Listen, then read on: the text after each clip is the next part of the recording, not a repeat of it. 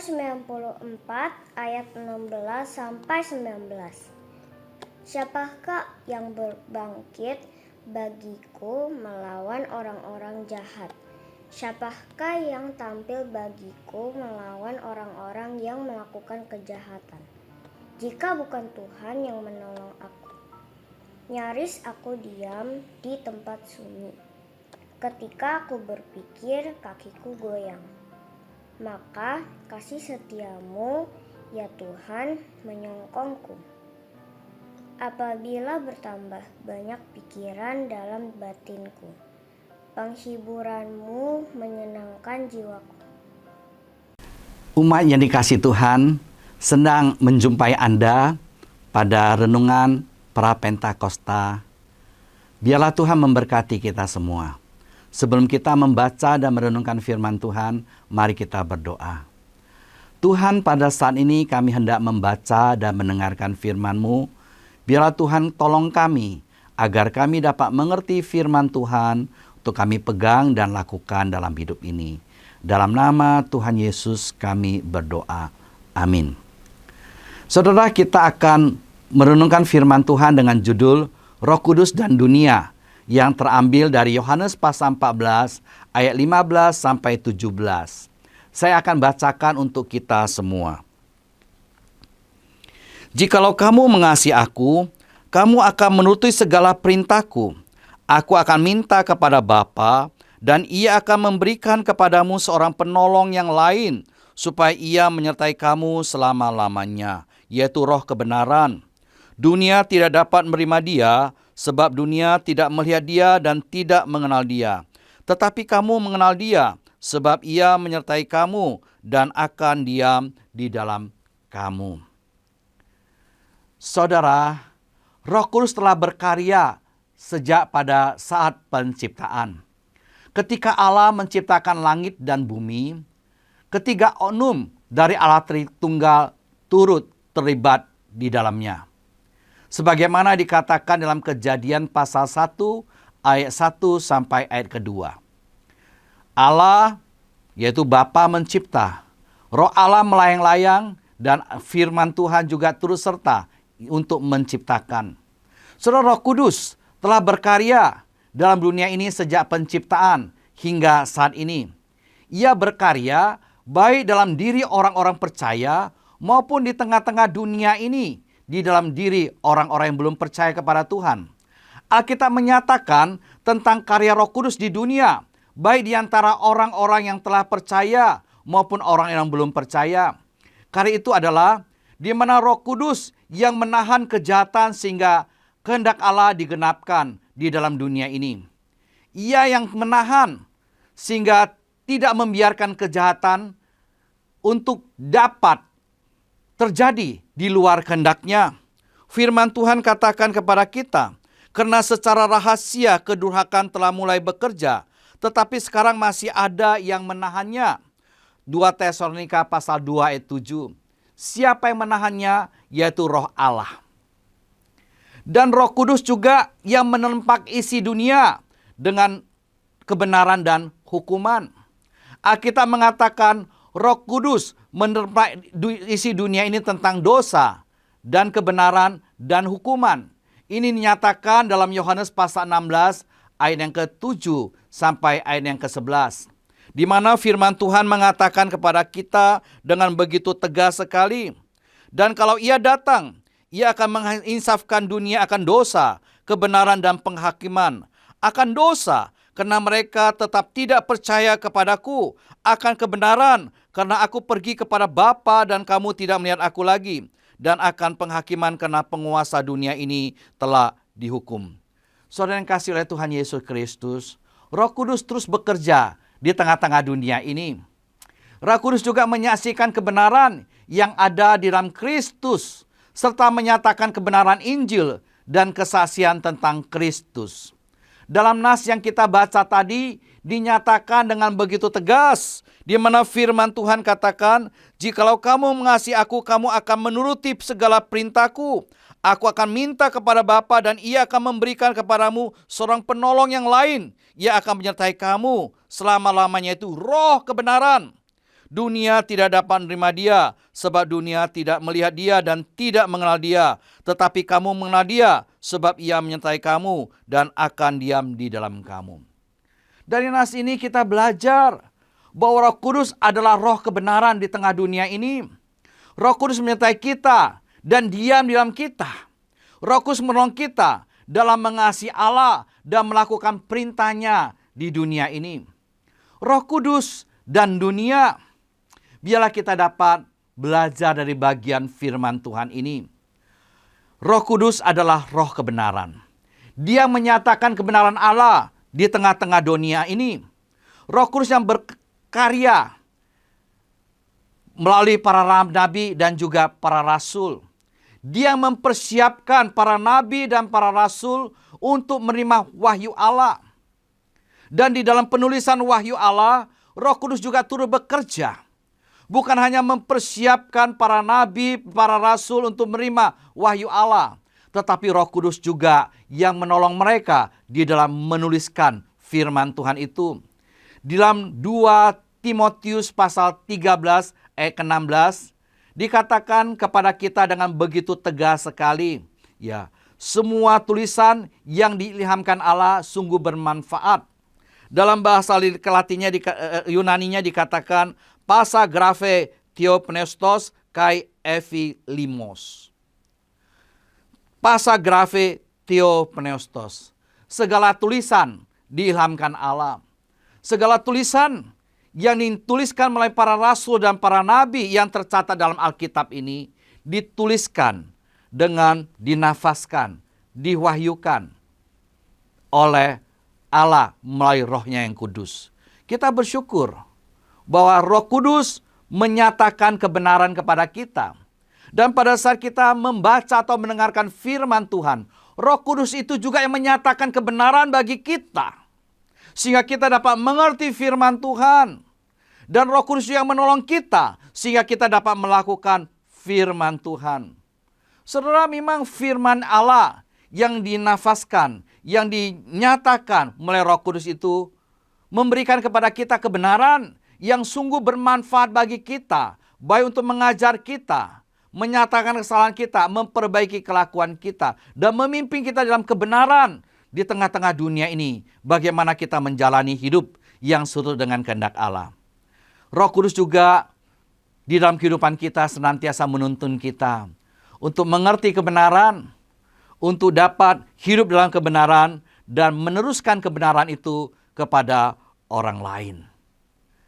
Roh Kudus memerankan perannya untuk menyatakan kebenaran di tengah-tengah dunia ini, agar kita dapat mengerti kebenaran, melakukan, dan juga kita memberitakan kebenaran di tengah-tengah dunia ini. Oleh karena itu jangan malu kita menyatakan kebenaran yang Tuhan inginkan di tengah-tengah dunia ini.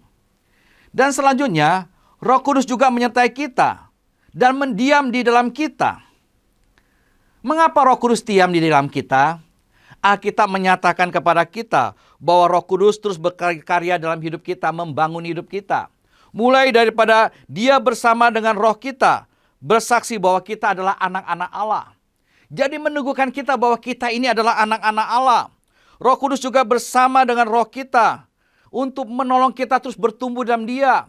Roh Kudus juga menguatkan dan meneguhkan batin kita, sehingga oleh iman kepada Kristus yang diam di dalam hati kita, kita berkobar dan berdasar di dalam kasih.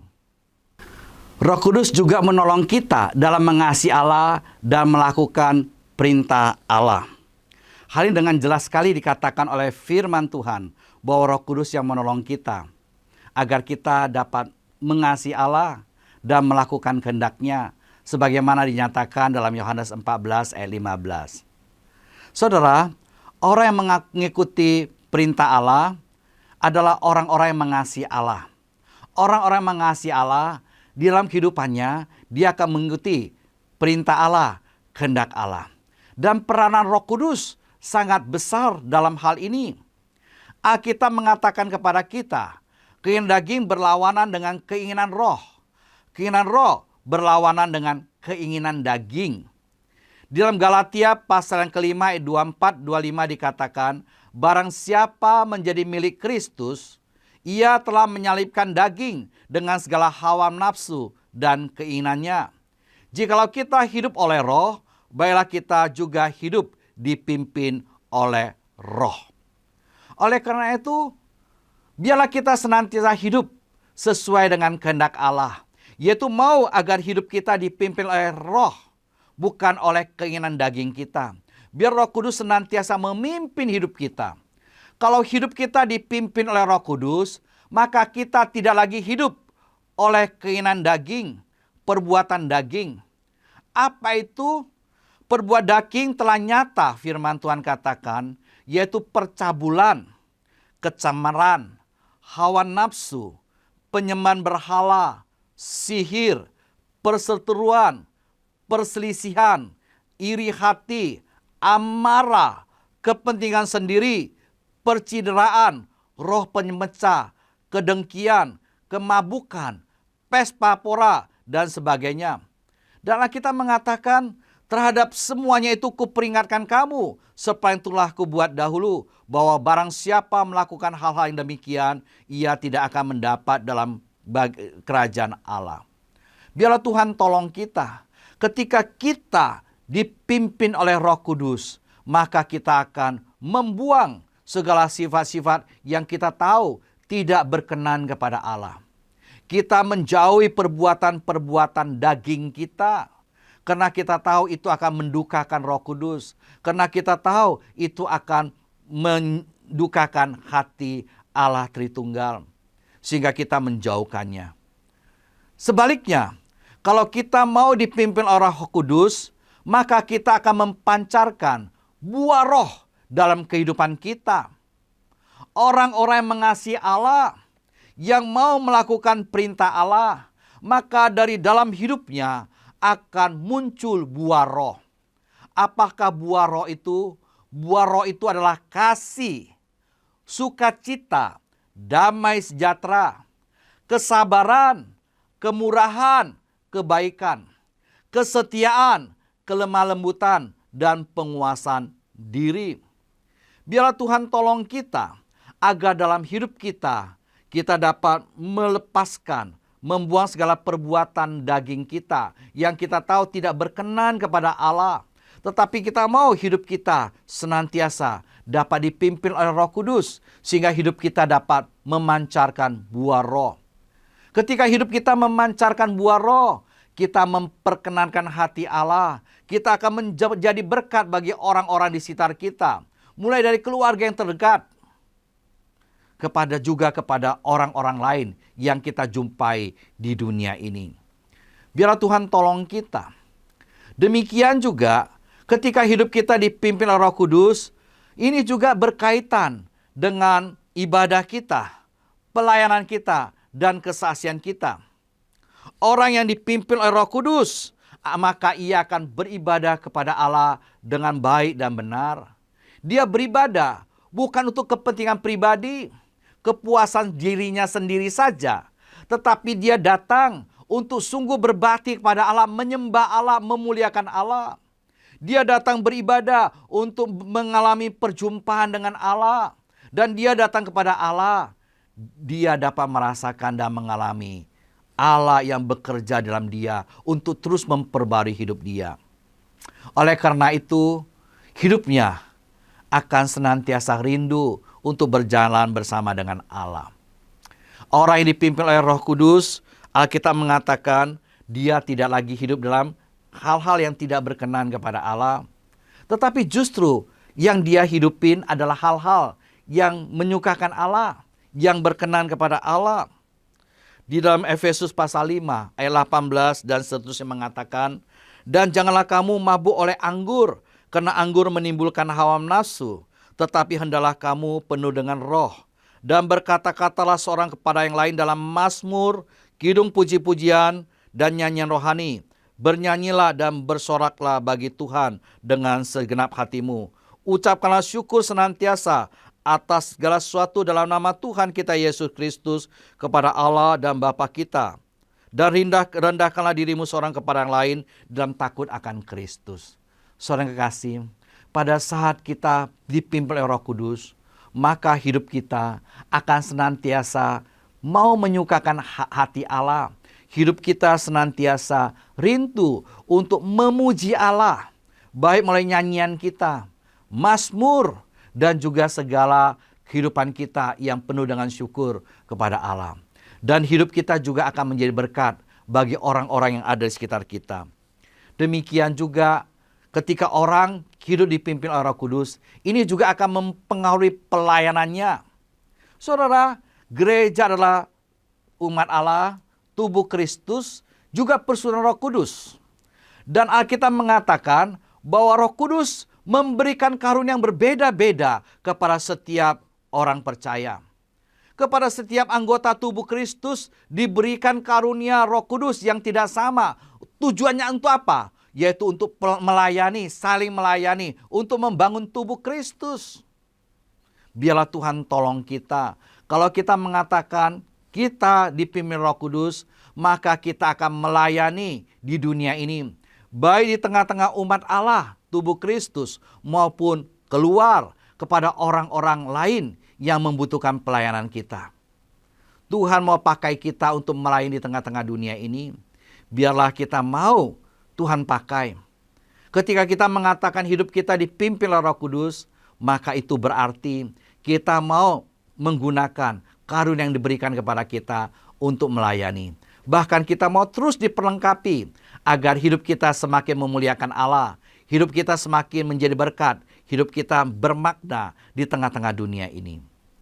Dan hidup yang dipimpin oleh Roh Kudus itu juga berkenan dengan kesaksian kita. Tuhan Yesus sebelum terangkat ke sorga, dia berkata, kalau kamu menerima Roh Kudus, maka kamu akan menerima kuasa ya untuk menjadi saksi Tuhan, baik di Yerusalem, di seluruh Yudea, Samaria, dan sampai ke ujung bumi. Saudara, Roh Kudus memberikan kepada kita kuasa untuk menjadi saksinya di tengah-tengah dunia ini. Biarlah Tuhan tolong kita agar sebagai orang-orang yang telah ditebus diselamatkan Kristus, orang-orang yang dipimpin oleh Roh Kudus, kita tetap mau bersaksi bagi Kristus. Melalui apa? Melalui hidup kita, melalui pelayan kasih kita, juga melalui pemberitaan kita. Kita mohon tolong kita agar hidup kita menjadi saksi Kristus di tengah-tengah dunia ini. Kita ini bagaikan surat yang berjalan, kitab yang berjalan. Apakah orang melihat hidup kita memuliakan Allah atau justru sebaliknya? Kita juga mau melayani Kristus, Tuhan kita. Melalui apa, saudara? Melayani sesama kita dengan pelayan kasih. Sama seperti Tuhan sudah mengasihi kita, mau mengasihi sesama kita. Melakukan yang terbaik kepada sesama kita. Dimanapun Tuhan tempatkan kita, apapun profesi kita, biarlah kita gunakan untuk melayani sesama kita. Menjadi berkat. Bukan hanya untuk kepentingan diri kita mencari keuntungan diri sendiri saja. Tapi bagaimana Tuhan melalui Roh Kudus pimpin kita. Dimanapun kita Tuhan tempatkan, di sana kita dapat melayani dengan sebaik-baiknya. Sehingga hidup kita menjadi berkat. Dan kita juga mau bersaksi bagi Kristus mulai pemberitaan kita. Kita tahu Injil adalah kabar sukacita yang harus terus kita beritakan agar orang lain juga dapat mendengar kabar sukacita itu dan menerimanya serta mengambil bagian di dalamnya. Tuhan tolong kita. Ketika kita bicara Roh Kudus dan dunia, kita diingatkan bahwa Roh Kudus bekerja di tengah-tengah dunia ini. Roh Kudus bekerja di antara kita orang percaya dan juga di tengah dunia ini, di tengah-tengah orang tidak percaya. Dan Roh Kudus juga mau bekerja di dalam kita, melalui kita untuk menjadi berkat bagi dunia ini. Biarlah Tuhan tolong, Tuhan pimpin kita semua. Mari kita ambil waktu untuk bersaat teduh sejenak.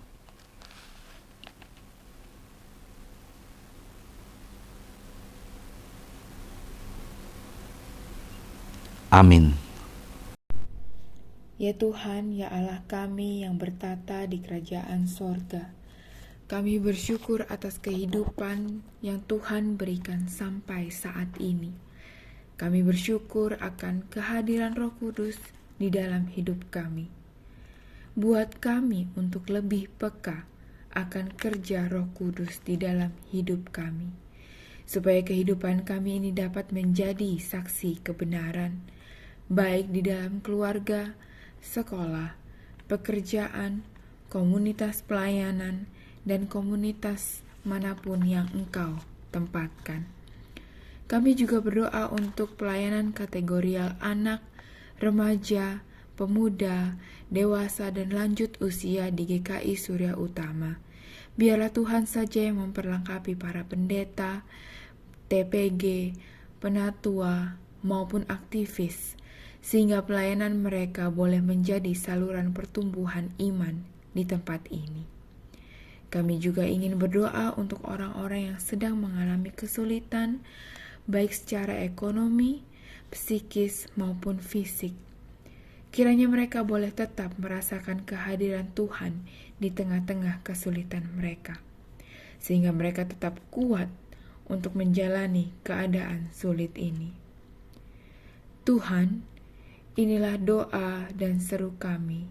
Di dalam nama Tuhan Yesus, kami memohon.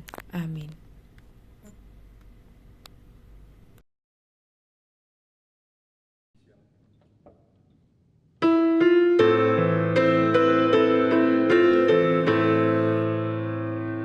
Roh Kudus